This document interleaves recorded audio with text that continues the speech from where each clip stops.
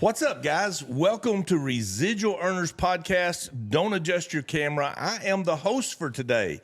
That's right. My name is Randy Hedge, and I'm going to be the guest host, and we're going to interview the Swagerty boys. You're going to hear from father and son duo, Presley and Jordan Swagerty, because I think out of all the people around, I might have one of the best insights as to y'all's relationship, from a father-son to your relationship as business owners, your relationship as podcasters, and now social media moguls. Guys, they are blowing up on TikTok. What's the numbers, Presley? In the last how many days, how many followers? Well, we've got a little under 100,000 in about 7 weeks. Say that one more time. A little under 100,000 followers in 7 weeks. Yeah, it's the fans have been amazing. I mean, everybody's been following us, the team. We love our team. And this is all on TikTok. Jordan, I'm sure this was your brainstorm that you needed to do TikTok. How long did it take you to convince the old man that this is the way you need to go? Well, you know, I listened to a couple of people and talked to a few that mentioned that it was something we should look into. Yeah. And after doing our research, you know, it was pretty quick from there. Oh, so guys, there's a backstory here we're going to get into, but today is about learning about Presley and Jordan, or as I've always called him, Jordo. The people that really know him as Jordo. And understand, I've watched this boy grow up. I mean, literally, you've been a part of my life. One of my proudest statements is when he says he's almost like a second dad, referring to me. And believe me, I've thumped him on the head a time or two, and I've corrected him, and I've loved him and picked him up and supported him. So we have a special relationship.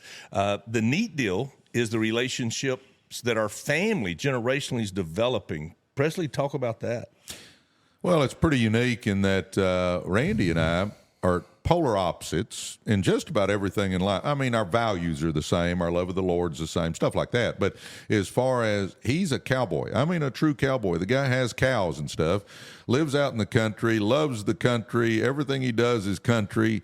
I'm city boy, concrete. Give me concrete, you know. We met each other 30 some odd years ago. Yep. Now. It's kind of crazy, right? I think it was the year before they discovered dirt. Yeah. We met each other, and for whatever reason, you know, it was a good Lord deal, but we just kind of clicked and literally just really hit it off. And he invited me to come to deer camp, and I'm in deer camp out in the woods. And I mean, I think we've been good for each other in that we have brought him a little more towards the city and me out a whole lot more towards the country.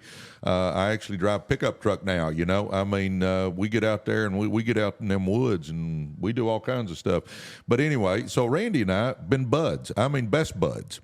Well, then Toby, Randy's son, Jordan, my son, we start going to the deer camp, doing all that. Well, they're best buds now. Yep. And then something you couldn't even draw up, I don't guess. I mean, is that Elliot and Grayson are now kind of buds, you know? I mean, it's 3 generations. It's 3 generations coming down that are just buddies, and you don't see that very often. Well, and I think the neat deal is the way the synergies have fed each other, even generationally, right? Like, who would have thunk I'd ever be doing a podcast? Yeah, who would have thought that, you know, Jordo would be doing is it the Ironman, a triathlon? What has Toby talked you into? It's the Ironman. Yeah, the 70.3 Ironman. Have you lost your mind? I think I may have. And he's been after me for years. Now, tell him the story. How did you decide, okay, I'm going to do this? Toby calls me every day and tells me about his training and everything and asks me when I'm going to get going. And after 4 years, I'm going. And isn't it strange, growing up, Toby was, you know, the little kind of pudgy boy into books, very smart, yep. Learned. You were the athlete, you know, drafted Major League Baseball. And then later on in life, Toby gets into this whole fitness thing and the biking and swimming, and now he's pulling you there. It's amazing how the interest, and same for you and I, right? Whether it's direct sales, network marketing, TikTok, feeding each other from our interests. But here's the deal. I haven't got Randy into the fitness thing. I keep trying. No. And I'll say this about Toby. Out of all of my friends, and there are, quite a few professional athletes in there, Toby has impressed me more at this stage in our lives than any of my other friends. I mean, it is crazy, the success he's had and the hard work he's put in. And it's hard work. There's no other way around it. It's hard work. Are you talking about training for the Ironman? Yeah, just everything he does in a day, and his consistency. Well, and even the habit of eating right, the carbs, I got to get in my run, I got to do the training, I got to get the swim. It's impressive that he has established. And here's the deal: that discipline will feed over into all parts of life. Definitely, it makes a difference. It transcends into every area. And I never, 20 years ago, never thought Toby would be the one that's doing all the hard lifting and working and running and swimming and biking. And I mean, never did I think that would happen. It just shows you that people can change. People can grow. I just had a great idea. Y'all need to have a podcast in the future after y'all's Ironman with you and Toby and of maybe course we could have all of us on there. Yeah. Well, not to mention he's thrown in an MBA on top of it. I know, right? It's just crazy. Yeah. I look up to Toby. He's motivation to me. I mean, I didn't, as you were saying, his eating and stuff. I did not do my carbs correctly yesterday before my run at 9:30 in the dark out here. But he's got me, running at 9:30 at night, because literally that's probably in a day the longest I've gone from start to finish, because it was from 5 a.m. to 8:30. 9 was when we stopped the podcast. And besides eating, that was the only downtime. Well, it's transcended as well to you, big boy. You said last night, I ain't worked this hard in a long time, Hedge. I haven't. Since I convinced you that this social media, this TikTok thing, and by the way, guys, we just got off a Zoom with a very learned TikToker who has made a phenomenal money, and he's advising me. I've hired him as one of my go-to people, and I've hooked him up with Presley and Jordan, and he was just... And now we've hired him to... Brandon Larson. There's a link in Presley and Jordan's TikTok where you can go find him. He's not in there, I don't think. He will be by the time this podcast airs. Okay. Yeah. Welcome to episode 36 of the Residual Earners Podcast with your host, Randy Hedge. But, I mean, look, I know y'all are both very humble men, but share with the viewers what he was telling you, what you've accomplished, what you've built. And look, you're still in the beginning. We recognize that. You haven't made that transition to monetization, which is hard for a lot of people, right? Getting followers is hard. But the numbers you're creating in your lives and the way it's growing is unprecedented, even for professionals. And he shared that. And this next step, guys, look, if for no other reason, you're going to want to continue following on these podcasts to see their journey.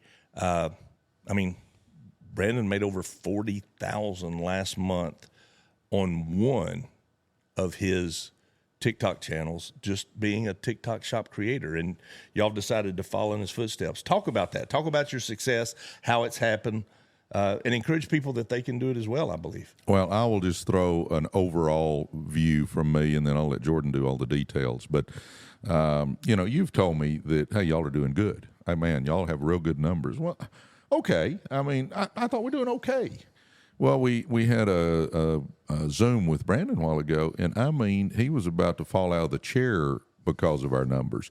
And it made me realize that we've got something going, and it's mainly because of Jordan. I mean, he's the one that got it going. He's the brainchild. He's the one that keeps doing stuff. Like here, we started off with a podcast that we looked green. We were in his office. We had some cheap lights, looked green, sound quality not good, lighting sucked, cameras grainy. I mean, nothing was good.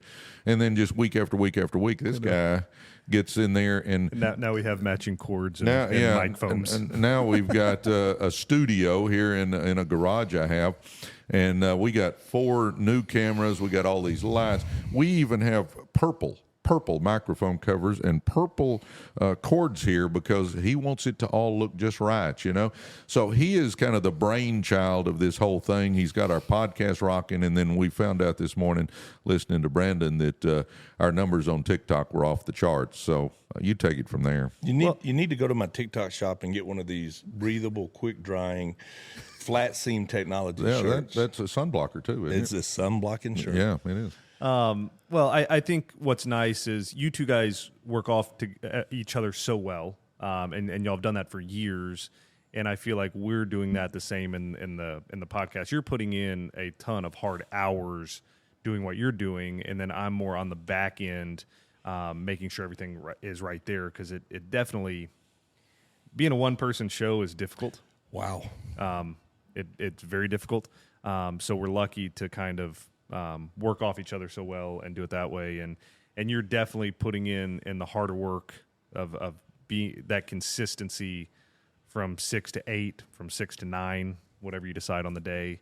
But I love waking up in the mornings. You know, I'm always a little behind you with the time change, but jumping on and seeing the success that you're having, and then, you know, then it's my job because I take over the comments and the private messages, which. Well, with that second account, you're fixing, I'm excited to jump in and be doing some of the stuff I'm doing. Definitely, no. I'm excited about that. The kids are going back to school, which is nice. So I'll have a quiet house to be able to jump on there and do stuff, because it's difficult from that 6 to 8 slot with kids to get on there, because that's when they're getting up, getting going, getting out of the house. So that brings up a topic that I definitely want to cover in this podcast. As Presley said, we go way back. And look, we're promoting TikTok Shop, being a digital marketer. We think that is an amazing future. You need to look into that if you're looking to create some passive residual income.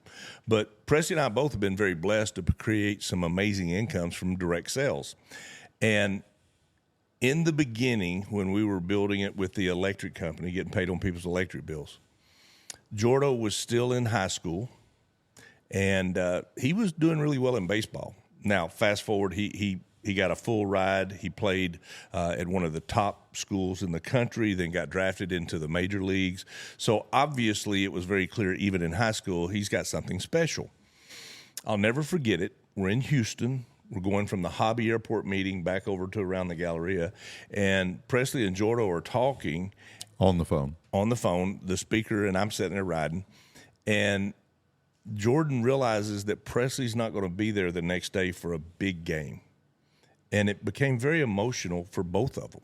I mean, it as a friend, as a surrogate second father, I could feel the pain on both of them.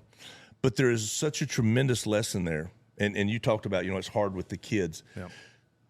The most important thing you'll ever do in life is raise your child, that relationship, right? But with that, sometimes you have to make a few minor sacrifices, And so I'm going to leave it there. Presley, I want you to pick up. Jordo's kind of giving you a little grief because you're missing an important game, and you're trying to explain to him why. I want the folks to hear your perspective, and then I'd like them to hear Jordo's perspective at that time. Definitely. And then what it actually is turned into and means now. I mean, look, is it not the goal to work with your son every day? Yep. To have that relationship where you're making money together, you're growing together, you're partners, but you're also father and son. And I think that was one of the defining moments that helped y'all accomplish that. Well, I was coaching at Lakeview High School and, loved it. I would still be coaching if I could have made some serious money doing it.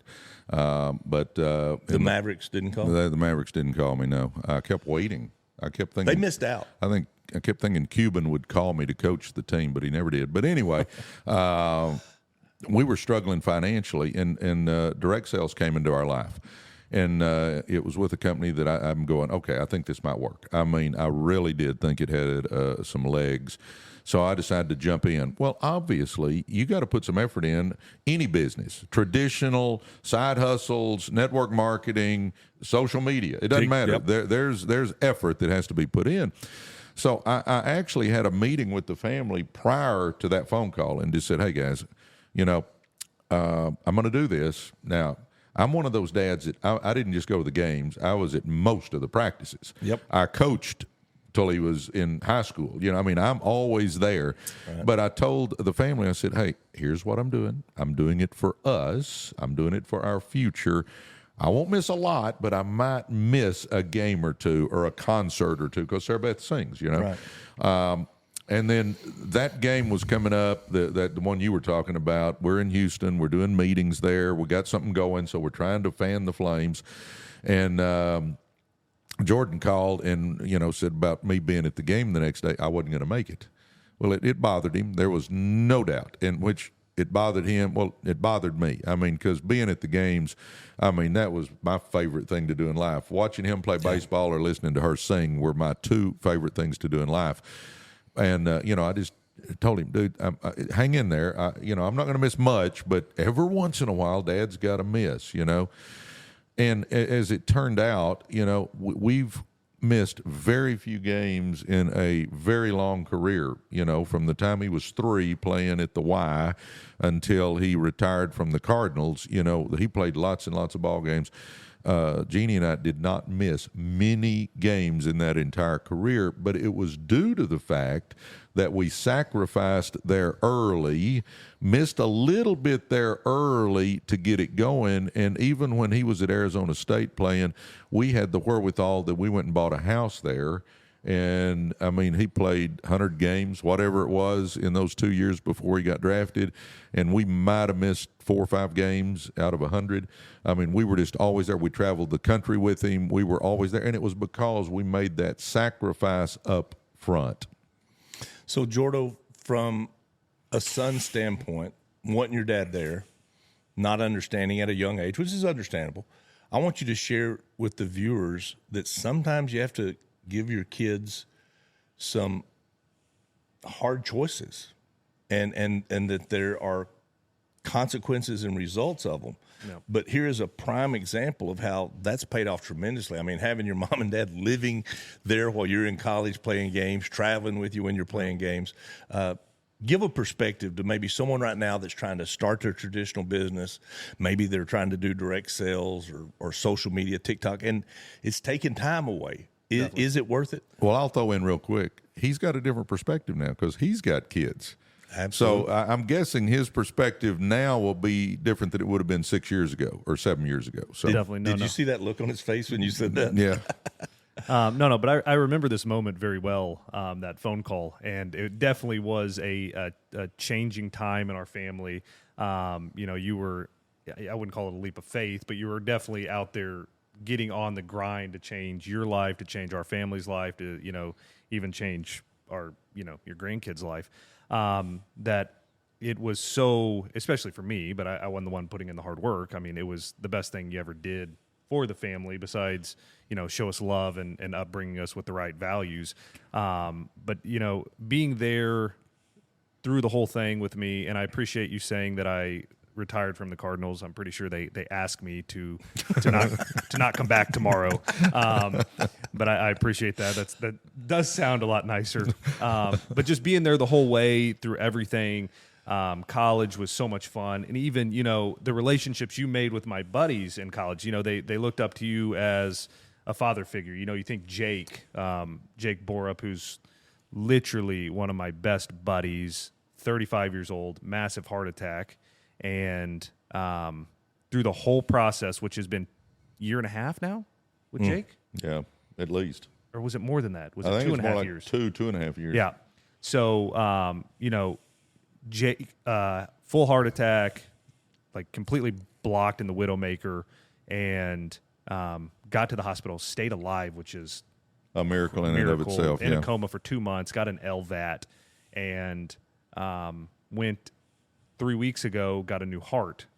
And some of the first people he texted are my dad and I, you know, and that's just one of my college teammates. And it's because of the sacrifices that not only it was great for me, and I get it. Some kids wouldn't want their parents around, but I wasn't mischievous. I wasn't trying to go out and party all the time. I wasn't doing a bunch of bad stuff. I had a great relationship. My dad's always been one of my best friends.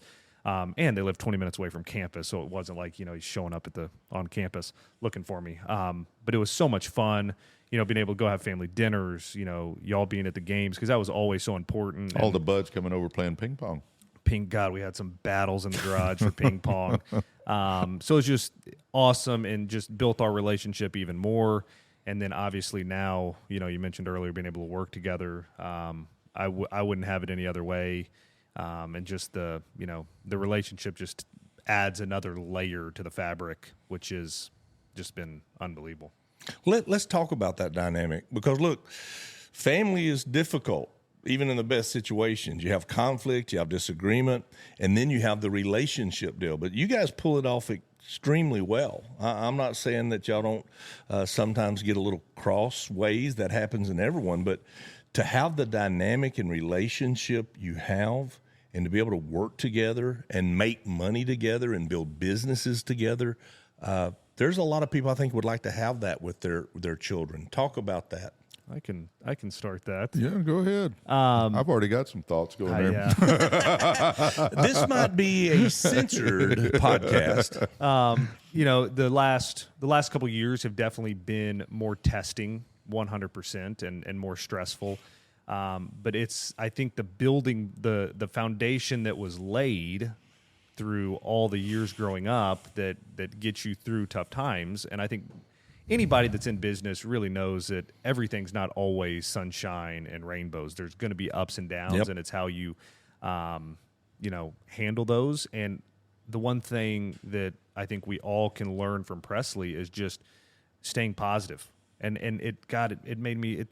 It's sickening sometimes. It makes me so mad. I just want to yell at him. How positive he can be. No, it's all gonna be fine. No, we're good. No, just what? Things are gonna work out. God's got a plan. And I'm like, well, I agree that God's got a plan, but it sure would be nice if you could send me down a little script here and let me know exactly how we're going, because I don't see his plan at the moment. But just the positivity. Obviously, the good times are easy and enjoyable, but just learning from his positivity and knowing that things are going to be all right is it's pretty cool. Well, next to Jeannie, these two guys, Sarah Beth too, but next to Jeannie and Sarah Beth, these two guys are the closest people in my life. And Randy and I are more like brothers. I mean, Amen. We are just like brothers. He's my best buddy. I mean, have we had some disagreements? Yeah, sure have. We've had some disagreements. Jordan and I have had some disagreements, but I think the difference is we never took it to a personal level. We agreed to disagree, kind of. Yeah. I mean, that was really what it was. We would have disagreements, but okay, it is what it is. Let's move on. In the last couple of years, had a business deal go south. I mean, just went as south as a business deal could go. It is what it is, though. I always tell people you either win or you learn. Well, we've learned a lot over the last couple of years. So, you just learn. But, Jordan's my best buddy, too. I mean, these two guys, I'm sitting in between the two closest people I am outside of Jeannie and Sarah Beth. Now, I got to throw them in there. But these two guys I'm closest to by far. Something that was amazing. And I'm guessing you and Mac and Tanner and Toby are the same way, but Jordan would be standing there with Major League Baseball players, and I'd be leaving, and I'd look at him, go, "Love you, buddy," and he'd go, "Love you, Dad." And I mean, I don't guess we ever part ways that we don't say we love you. Yeah. I couldn't have drawn up a better relationship with a kid. I mean, I'm tearing up just thinking about it, but best relationship you could have. I mean, we're father-son, but we're also buddies. Amen. And it's, it has just been a blessing from heaven. And I got to throw this in there. I got a great relationship with Sarah Beth, too. So it's not like it's just me and Jordan. It all stems back to, it's love. And you've been an integral part of her business venture, getting her singing career launched and supporting that. Yeah. And that's, look, guys, I tell people all the time, if you're not willing to get outside of your comfort zone and build something for yourself, do it for your kids. Because I think it's a fair statement, Jordo, if you had stayed in the school you were at, playing at that school baseball, you never would have gotten noticed to be recruited to college, which means you never would have gotten noticed to be recruited to the majors. And the only reason you were able to change addresses in schools is because you paid the price in one of these pyramid things. The only reason Sarah Beth had the opportunity to get some Nashville connections was you paid the price in building your own business. So the point of this part of the podcast, whether it's a father-son relationship, a business relationship, there will be a price to be paid. But y'all are a prime example. It's worth it, right? Definitely. No, it's definitely worth it. Yes? Yes. Amen. You know, and I'll say this, you know, Randy's about as he-man as they come. I'm about as manly as they come. But when we get off the phone, you know, I go, love you, buddy. I mean, you know, I love this guy. I'm not ashamed to say I love this guy. I don't think it makes me sissy or anything else to say I love somebody. Well, you got a little nervous today on the TikTok Live when they asked if we were a couple. But you got a little. I told y'all it was coming. And if Randy would have had his little shawl, it really would have been something. My shawl. You had that blanket for a while there. It was cold in there. Yeah, I was covering my legs. Yeah. Look, what I've learned is you just lean into it. When they said, are y'all a couple? I went, absolutely. We're a couple of best friends.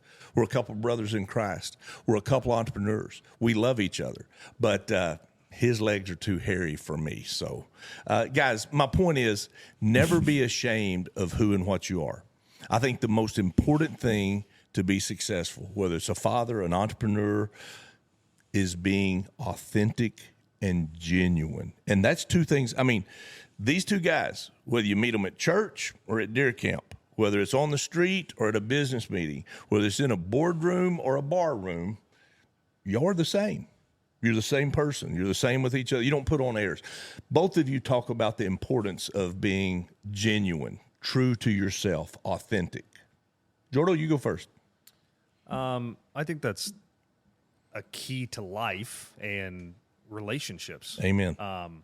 You know, whenever I think about being authentic is, you know, if you're not authentic, then you're talking about people behind the back. You're putting on an act in front of people, and who are you really? You know, you're not showing people who you actually are. And I think that's just a value that was instilled in me at an early age is to be authentic. And, you know, you're never going to wonder what I'm thinking, and you're never going to wonder if it's true or not, because I lay it out there, and which is good and bad. You're a lot closer to me in that regard. Both of us wear our feelings just right there on that tip of our sleeve. I mean, there is no hiding it, right? Exactly. Oh, it's got a spotlight on it. But no, being authentic and people knowing where they stand with you, whether it's family, friends, you know, new acquaintances, whatever it is, I think goes a long way in the foundation of building relationships. Yeah, no, I agree with that. And I'll say this, earlier on in my life, I wanted to be accepted. I wanted to be, you We know, all do. Yeah. I think you said it on, maybe it was on the last podcast we did with you, and that was you used to walk into a room and, you know, wonder who was going to talk to you and who liked you and this, that. And you said now you walk into a room and you're looking around to see if there's anybody you think you're going to like. Yeah. You know, I've reached the point where, sure, I hope people like me, and I think I'm fairly likable. But if they don't, it is what it is. You know, I'm not going to change just so I can hopefully make somebody like me. I love the Lord, number one. You know, have I made a bunch of mistakes in my life? Yeah, buddy. My gosh. Preach. I told somebody a while back I got so many skeletons in my closet, my clothes barely fit in there. But, you know, thank the Lord, He's just to forgive us if we ask Him to. So, you know, I love the Lord. I love my family and my friends next. And then, you know, I really enjoy making money. I think making money's fun. But I think you got to keep your priorities right. Good Lord, family and friends, then making money. And if you keep your priorities right, I don't think there's anything wrong with making money, because I learned a long time ago the best way to help the poor is to not be one of them. Amen. But I try to be me in all situations. And, you know, I think something that's helped me in that regard is that, my gosh, I grew up in the ghettos, literally 2 murders and a rape within 7 houses, lots of drugs and violence. A lot of my family lived in mobile home parks and all that. I'm as comfortable in a mobile home as I am in a boardroom. I mean, I think because of my upbringing, I'm comfortable in any of those situations, and I think that has done me well through the years in that I don't get uncomfortable in situations where I think a lot of people do that may have had a different kind of upbringing. That's called maturity. Is that what that's called? That's called self-confidence. And there's a fine line between being confident and cocky, right? Humble and hubris. It's a big word, hubris. Y'all didn't know I knew that, right?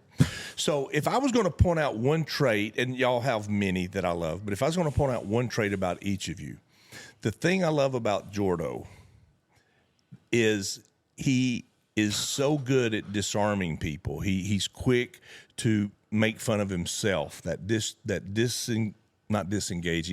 disarming humor, and laugh at myself, point out. But he's very confident, and he's a competitor, and he might not beat you the first time. He might not beat you the 10th time, but he's going to make you stay up until he beats you that 13th time. So he has that confidence, but he's also self-aware enough that you like to laugh. You like to point out, hey, I can't believe I did that. That was stupid, wasn't it? And I think that's why you understand, people are just magnetically drawn to you. That's a gift, son. And you wear it well. Thank you. Where do you think that came from? Why do you think you're that way?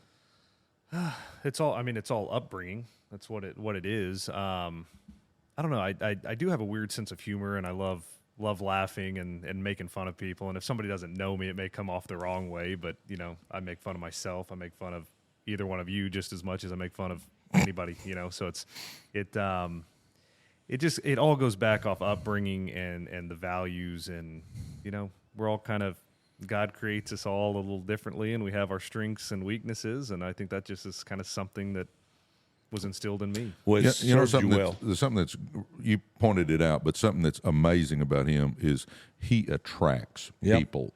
Yep. I mean, everybody loves being around him. I mean, you can just see it. I mean, people just flock. I've never thought of that like y'all are explaining it now, but looking now, it's kind of true, and it doesn't matter people's age. Like that's what's funny. One of your best friends. Bruce has come on the podcast, and Bruce and I are, after moving to Calgary, Bruce is 69 years old, and he's one of my best buddies. But there's a big hailstorm in Calgary, and so now he's like, dude, I'm flying up. We're looking at it. I know you're looking for something to do up there. Let's get into this business and rock it, because there's been a big storm, and he's flying. I'm not even in town, and he's flying up there to see what we need to do to get moving. I mean, it's just doesn't matter the age. I can fit in with anybody, and I haven't really thought of that. That's a gift. Thank you. Well done. Let me ask you this real quick. Something I'm wondering. I've always taught you to say yes sir, no sir, yes ma'am, no ma'am, open doors for ladies, all that. Has that meant something to you in your life? I mean, do you think that's benefited you in your life? 100%. And it does bother me a little bit at times with my kids, because that the respect of women will be there no matter what. But yes or no, sir, has gone away in a lot of other areas. In the South, it's still prevalent, I feel. But, Canada, nobody... I say yes, sir, to somebody, and they're like, what's wrong with you? And if I throw out a y'all, they're like, okay, we get it now. But it's not normal other places. So, whenever Grayson's here and he's talking to somebody, it's all, if he says yes, you nudge him and say yes, sir. And then nowhere else is it like that. But, there weren't... More kids were doing it here when I was growing up, but it still wasn't everybody. No. I know Toby is the same way I am, and it definitely, I think the older generation, when you're a kid, respect you whenever you would say yes, sir. And well, the no, easiest sir. way to get respect is to give it. Definitely. And I think teaching a child that is critical, and it is becoming a lost art. My middle grandchild, Marshall, he got called out in school on the announcements because as a kindergartner, he's holding doors open for other students and teachers and saying, yes, ma'am, no, ma'am. And look, that little feral wild child, they had to beat it in him. I mean, it's not natural, but because they taught him that. And just the other night, he was telling me how proud he was. Grandy, did you know that I got an award because I'm being nice and saying yes, ma'am, and holding doors? And I said, yeah, son, I heard about that. So there's such value there. Definitely. Okay, that was just something I was wondering. All right, so we've talked about Jordo's magnetic personality, his genuineness. you have that as well. I don't think you have the same strength as Jordo does, but you have something that Jordo and I do not have. If I had to define your superpower, it is this sometimes very annoying, very sickening, positive attitude. I mean, I don't care what we're going through. He can find the good in it, right? Yep. Well, yeah. That proctologist, it wasn't a lot of fun, but he had small hands. You know, I mean, he can always find something good. Where did you get that gift? How did you develop that just unwavering positive outlook to the point we make fun of you about it, right? Yeah. You'll ask Presley, so how many were at the meeting? Oh, had a great turnout. No, I asked the number. Well, it was good. Well, how many? Quality people. How many? Well, there were only 3, but they were I mean, he's always got that positive spin. Where did that come from, brother? Well, from my mom, his grandmother, Gigi, was just always positive. Now, she grew up in the Depression era, never had much, but you never saw her where she didn't have a smile on her face. And I think I got that from her. The other thing is I got to go to church with Zig Ziglar, and I always remembered Zig saying that, you know, a positive attitude won't help you do everything, but it'll help you do everything better, no matter what. Wait, say that again. Well, a positive attitude is not going to allow you to do everything, but it will allow you to do anything better than you will with a negative attitude. That's good. And you may use that on a live. You haven't used that yet. I haven't used that one. I need to use that one. But I just, I've just always had it, and I think I got it from Mom. I mean, I know she was always, and I mean, for a lady that worked in sewing factories, school cafeterias, she was always smiling, always upbeat, always just positive as could be, and never had anything material wise. I learned it very clearly from my mom's parents, my grandparents. Pop had a massive stroke, lost all control of the right side of his body, couldn't talk, couldn't walk, had to relearn all that. Catheters, colostomy bags, other heart attacks. Just his last 15 years of his life was miserable. The last 3 he was bedridden. Never once heard him complain. My grandmother, healthy as a mule, could outwork 10 men, never had a good day. There was always something wrong, So it's truly not about your situation. It's about your attitude. And I think that's one of the reasons our dynamic has worked so well, because I tend to be more like my grandmother. I got a little bit of negative streak in me, right? And whether you believe it or not, brother, there are rattlesnakes and wolves out there. You might not see them, Little Red Riding Hood, but you need somebody to point them out every now and then. And I certainly need someone who helps me see the glass is half full. So okay, let me tell you what I now. Obviously, you're a good man. Thank you. You got a good heart. Thank you. The thing that always stands out to me is your take control attitude. In any situation, if you want somebody to take control. Are you saying this is a positive? This is a positive. Yeah, because you're his agent, deer camp. It doesn't matter. We can be digging a hole, and he will tell you how to use the shovel. I mean, it doesn't make any difference. And I'm talking about, I do believe that's a positive, because we can be, and understand that this guy can control a room of 10,000 people. It's amazing how he can control the group, but he takes charge, and I've always admired that. I mean, I'm okay at it. I'm not even in his league, though. I mean, I'm not even in your league. What do you see when you see Randy? I mean, what would you say some of what would his big attribute that you think of when you think of Randy? And you might say something about being younger when you're at deer camp too. I mean, controlling the situation. Yeah. Do this. That pan needs to be cleaned. Did you use the hot water? Because that kind of looks like it's lukewarm now. We need to get a little more hot water in there. Is that towel clean, Jordan? Hey, I need this out of the truck. Go in the toolbox now. There's a blanket, and then there's ratchet straps, and then there's some bungees. But underneath those bungees, in this little container has about 10 screws in it and one washer. I need that one washer. Could you go get that for me, son? Okay, I've got a little bit of my grandmother in me. I got a little bit of yeah, I've always been blessed. If I'm sitting around with 10 or 12 people, somehow I kind of become defunct mouthpiece or spokesperson, and I realize I have to really kind of temper that sometimes, but it served me well. Definitely. And I got, if I could say what I think, it would be that's a great quality, but you are the most prepared person.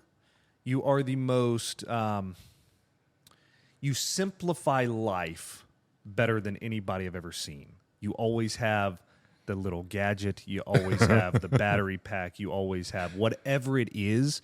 You always have it. You're always prepared. You've thought about how things, just like the tripod deal we're trying to figure out. You always think it through and take a tough situation, make it so simple, and then just have the sequence that works the best, the problem solving that works the best, to make whatever situation in life the easiest. Oh, yeah. Even on his visor in his truck, he'll have a little gizmo that he can clip his sunshades to that keeps them right here out of the way. And it's just always organized. It's always where stuff needs to be. It's just, but he's got a Merce too, though. That helps. He's got a Merce. I've carried a purse for years. Do you see that as... No.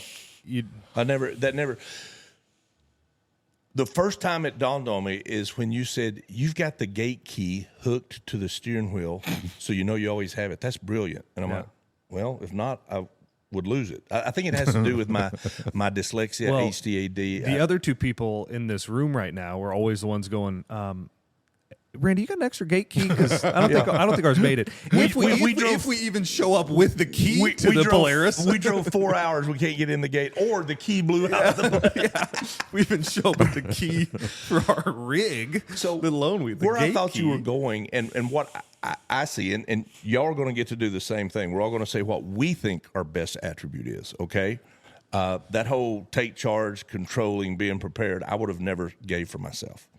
If I had to say one thing that has served me very well, is I can take a complex, multifaceted situation and explain it very quickly, very simply. Use an analogy, a homespun joke, a saying, It's because you're simple-minded. I think that's exactly it.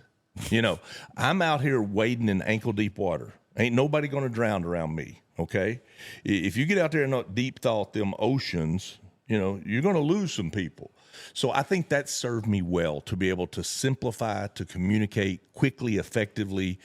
They see the picture quick. That's how I would define my strength. And maybe it comes from being the asshole at camp, saying, go get the wood, wash the dishes.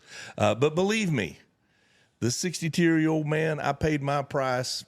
Way up into my 40s, I was a flunky, right? It's just now we've become the old men that kind of boss. And okay, I'll own that. Presley, if you were going to define your superpower outside of what we said, how you see yourself, and Jordan, it's coming your way. Get ready for the question. What would your answer be? I think my personality flexibility is...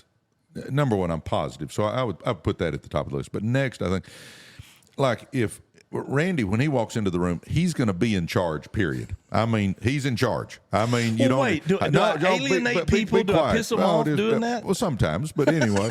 But Randy's in charge. With me, when I walk into a room, if I need to be in charge, I can be in charge. I mean, I can handle it. I can do it.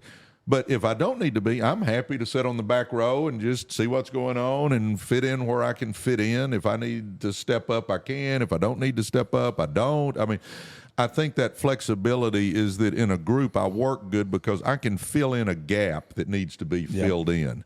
Team player. Yeah, I'm kind of that Swiss Army knife deal, where I can do a little bit of anything. I'm not great at anything. I think my other thing is I'm a visionary. I can see the big picture. Now, you're much better at taking it and putting it into action than I am. I can think it up, but I'm not as good at getting it into reality. Jordan's got a lot of that you have. Jordan's a whole lot more like you in a lot of ways than he's like me. But, he can take something. And I mean, my gosh, look around here. Look at this. He kind of speaks it into existence almost, the lives. Well, My gosh, I'm doing it on my little old phone and sitting there with my little gimbal and my little phone, and I'm doing my lives. Well, now we look like we're professional, and it's all because of him. But so that would be it. I'm a Swiss Army knife when I'm in a group, and I can see a big picture. I would say that's my two. I'm feeling a little attacked here about this control deal, but as I process it, and I'm being truthful, I remember one time I said I would have made a great general. And Marcy turned and said, yeah, but you would have never made it from private up, So I get it. I'm going to own that. Flexibility, never would have said that, but I 1,000% agree. Just go with the flow. This ain't worth the battle. Now, when you do draw a line, it ain't in the sand. It is in granite. It is in concrete. So, look, you can piss me off, and 2 minutes later, we're hugging and laughing. You ever piss this old boy off, you better go for the hills. I'm telling you, there is a difference there.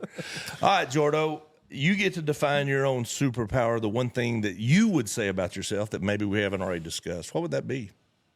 Well, now I was going to say the visionary as well, but I guess that's not. I think I would like to touch on that. I am a visionary. I see it, and I think one of my biggest weaknesses is putting stuff getting into the details of things to make the vision come true. We're very similar in that, in my opinion.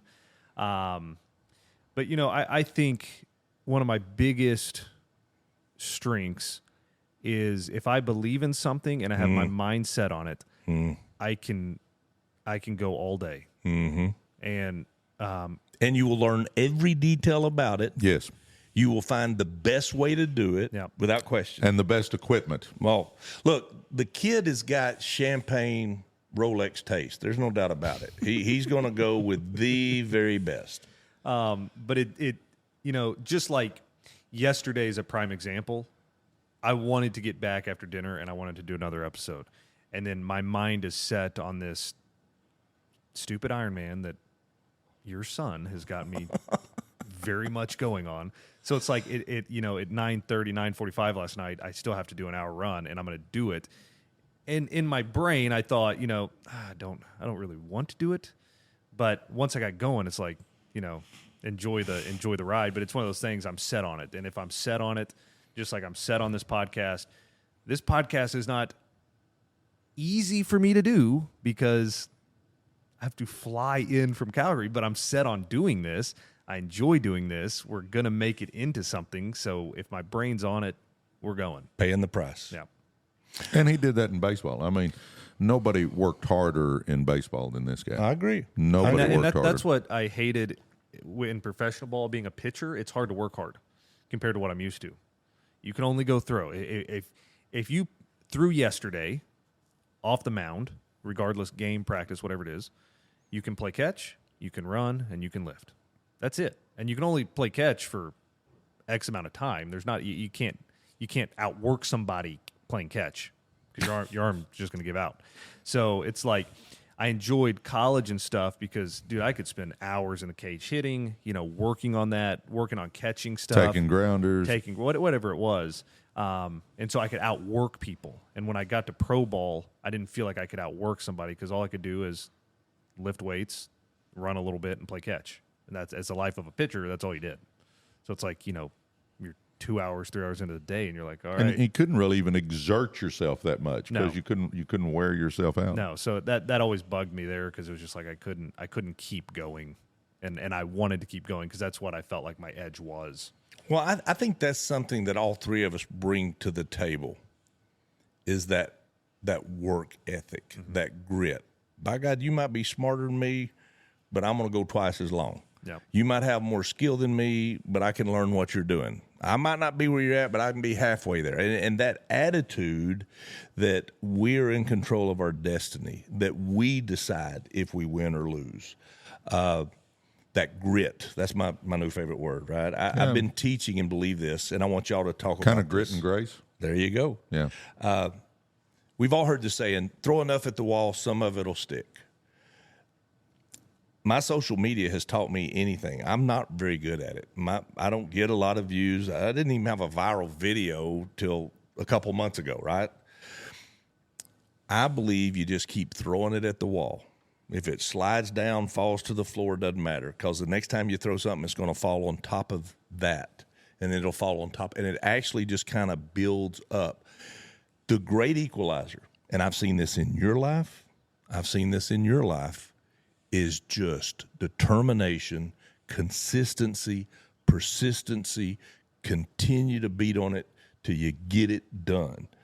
Talk about that, and where did that come from? How did you get that? I give my mama, my grandmother, my dad, my granddad, because they all came from different areas, positive, negative, but all of them had that work ethic. And I see now that's one of the biggest missing factors for a lot of people. They want it, they're just not willing to work for it. Where did your work ethic come from, Presley? Well, I'm not near as good as my mom was. My mom was a machine, could work. I mean, she'd go to work all day, work overtime, come home, work more, clean the house, wash the dishes, make dinner. I mean, she was just, you never saw her just lounging around. Yeah. I mean, that was just not Gigi. She was always working, and I think I got that from her. My uncles, they all worked. They were blue collar. So, I mean, I grew up pouring concrete on my knees on a roof, hammering shingles down. I mean, you didn't have guns back then, My other uncle was a carpenter, Uncle Dude, and I mean, I'm helping hang cabinets. We're hanging sheetrock. Then when I started coaching, I put effort in coaching, but then wasn't making any money, so I'd buy a house, and I'd be over there in the evenings roofing or sheetrocking or painting, trying to flip a house to make enough money to pay the bills. I just always grew up that way. And, I mean, I don't hold a candle to my mom, though. I mean, I'm a distant second to her as far as what she did. And she'd run over and help aunts and uncles do stuff. And if they were sick, she was making food and carrying to them. And, I got it from my mom. I am who I am in huge part because I had an amazing mom. Now, she didn't know how to make money. But as far as just a Christian lady, a good lady, an amazing lady, a giving lady, there was, I mean, she's the best there was. And she was one of the most positive people, just happy no matter the situation. Yep. Yeah. Even when her health started failing her, she was still positive and upbeat, and kind of like you were saying about your grandfather. Yeah. It is. All right, Jordan. Where did your grit come from? The old man beat it in you? Or you just want to keep up and be able to walk in his footsteps? Where do you think you got your work ethic? I think obviously a lot of it comes from you watching you work. Also, just sports in general. I think I had the want to be the best. That's always been in me. And then when it comes to sports, if somebody's better than you, all you're doing is trying to outwork them to get better, to get that number one spot back. So, I think, I've said a lot on this podcast, but its upbringing is so big in instilling those traits. But, it also being around sports from such a young age, it was also, and that's one thing, there's so many things you want to pass down to your kids. I just hope my kids, obviously they like sports, and I hope they want to work hard in what they do. Because obviously, if they want to work hard, I'll give them anything I can to make sure they have the best chances to be successful. But the hard work is so key in separating between you and somebody else is work ethic. I think one of the things that helped Jordan was until he was about a sophomore in high school, he was always little. You wouldn't know it now looking at him. He's 6'1", 200 pounds. But back then, he was little. And you couldn't just get by on overpowering people, by overpowering the ball, by just throwing it hard. Like in baseball, I bet he took 2 million grounders. I mean, literally, probably did. I mean, we would get there an hour and a half before practice and take grounder after grounder after grounder. We'd go to the batting cage, and he's hitting. Well, his buddy Scotty Chiselle starts switch hitting. Well, okay, Jordan starts switch hitting. ends up being a better left-handed hitter than he was a right-handed hitter. He worked so hard at it.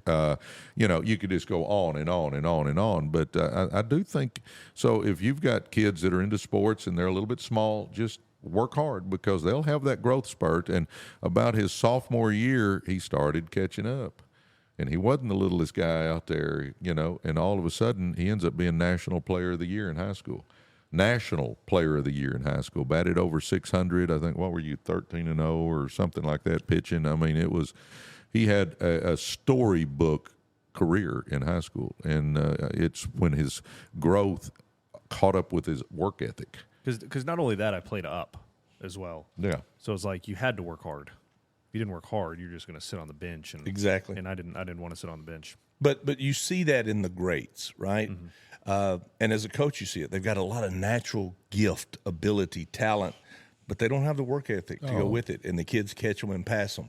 But those few who are gifted, right? I mean, Steph Curry, Michael Jordan, Tiger Woods, Tom Brady, that they had some natural athletic gift. But what separated them was they had that work ethic and determination to be better, to go. And we can carry that over into business, right? Absolutely. We can carry that over into family. All right. This has been an amazing couple of days. Thank y'all for letting me be part of the podcast. What's been your favorite part about us doing this together? Jordo, you get to go first.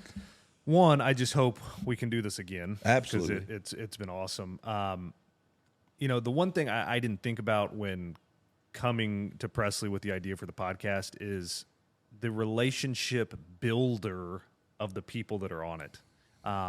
You learn more about people. I've learned a lot about my dad just because we've literally sat here for 4.5 hours probably over the last 2 days, just talking. And that's what I enjoy. So really the most memorable thing from this is just getting to hang out with you 4.5 hours of just conversation. We don't get a lot of that. We do at deer camp, but obviously there's a lot of people around at deer camp. So this has just been a blast of just getting to hang out. What about you, Coach? Getting to hang out with two of my favorite people in the world. I mean, I couldn't ask for more. Just getting to hang around, like Jordan said, just talk and share and talk about old times and memories and make new memories. I mean, it's just to get to do this with you two guys, to me, it doesn't get any better. I like being in the yellow chair. It may not be the most comfortable, but it's the best looking. I think it goes back to, got to take charge. Got to be. Thank y'all for letting me be host. Thank you for letting me be a guest. Promise me we're going to do this again. Yes. No, hey, real quick though, how does it feel sitting over there as compared to sitting in the yellow chair? It's a little more comfortable, but I'll take my yellow chair back. I'll give it back. And guys, they are going to start bringing you some amazing guests. Do not judge this podcast from listening to me. Thanks for having me on, fellas. Yes, sir. God bless you guys. Love you. Love you, brother. Love you. Love you. All Awesome. right. And our production manager just walked in. Reagan Rue just walked in. So we'll be on episode 37. Yeah, Reagan Rue is going to be on episode 37. For me, it was more like she kind of floated in. Floated. It was just, she has that there again, she's one of those magnetic people. Yes. People meet her and just fall in love immediately. And if you need some help with your social media, next episode is going to be focused on her. There you go. Episode 36 in the books. It is. Awesome. Thank you. God bless you. Goodbye.